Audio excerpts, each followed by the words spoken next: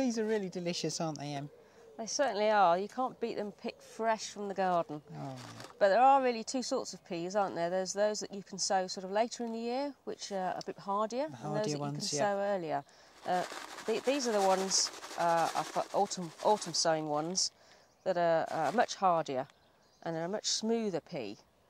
These ones that we're going to sow today are the more tender ones, which you sow from March onwards, really, and they're going to go straight into the ground. So we're going to do that today, and the way you do it is to make a nice wide trench in the soil with a hoe, and we'll show you how to do that. The width of a hose blade is about right for peas, and you're going to use this to make a nice wide trench. It's going to be about 2 inches deep, and I suppose about 6 inches across by the time we've finished. So we'll just rake that across the bed as straight as we can. I've got a straight edge there as a bit of a guide for me as I'm going along. So that's literally all you do. Make sure it's got a nice flat bottom to it. And now Emma's going to sow the peas. Okay, time to start sowing the peas.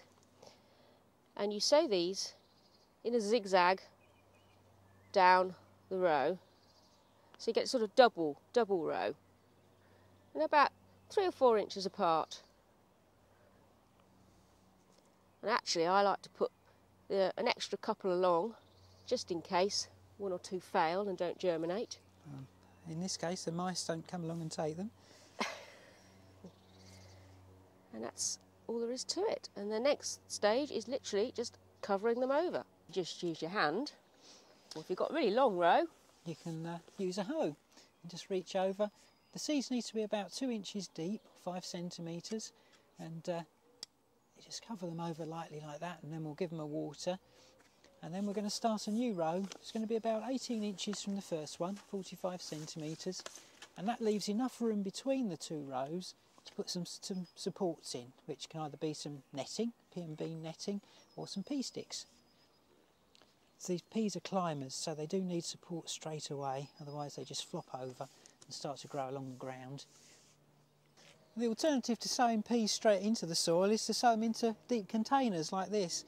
We've done that. Obviously they've come up and they're at the perfect stage for planting out. In fact, you wouldn't want to leave them any longer as they start to twine together, and you can't get them apart without damaging them. So we're going to plant these today, and we're going to use some pea sticks, which are going to go in first to support them.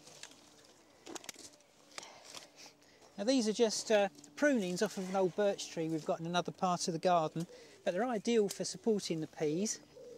So we just push them well into the soil. Looks like we're planting a mini forest. Looks a bit strange, but they do need the height. Peas are very vigorous and they'll easily reach 4 feet high. So they may look odd now, but they're going to be really useful. The peas are going to cling to those and rocket upwards. we could put some smaller twiggy bits in between just to help the peas when you first put them in, because they're only tiny little plants. Yeah, they don't always grip on straight away, do they, Em? You have to help them out. Push those well into the soil and we'll firm them round at the base.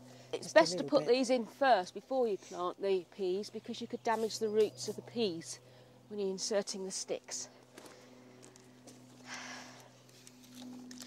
As I say, here are the peas, and this is a variety which is ideal for sowing at this time, ideal for March sowing.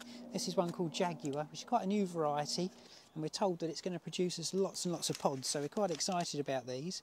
Now, we've sown them into deep pots called root trainers in this case. You could also use paper tubes, cardboard tubes, you know, the old loo rolls, or you could use sweet pea pots, anything that's nice and deep. With these ones, they're a little like a book. You open them out and it's very easy to get the roots out, and you can see there we've got a lovely deep root run. Now we're going to put these straight in the soil, right next to our pea sticks. Got a trowel here handy. And what we'll do is plant a plant at the base of each of the sticks. It's quite a deep hole. We've already prepared this soil. It's had some fertiliser dug into it about 7-10 days ago, and that should have got down into the soil and started to dissolve. We've had a lot of rain just recently, so that will have helped. Now peas are quite special in that they have little nodules on the roots and they'll start to produce their own nitrogen, so you don't need a lot of fertiliser in the soil. And all we'll do is, having dug a hole there, is just pop them in. Try not to disturb the roots too much and just gently bring the soil round and then just firm them in, just very gently. Now you can see they're still flopping about and it's going to take them a while to cling on to the supports that we've got there. So we'll just tease the plants through without damaging them and just leave them there, and the tendrils will gradually cling on. You'll find that these will start to grow within about a week, 2 weeks. You'll see the little tendrils wrapping around the shoots. And that's it, just by each of the sticks, about 3 or 4 inches away from it. Dig your hole, ease them out of the containers. If I'd grown these in paper tubes or cardboard tubes, I wouldn't necessarily have to take the tubes off. If they're paper, they can just go straight in the soil and they'll just rot away naturally, add humus to the soil. Light firming, and then just lean them against the sticks. And if you can, just twiddle them in there. And before very long, as I say, they'll start to grip on.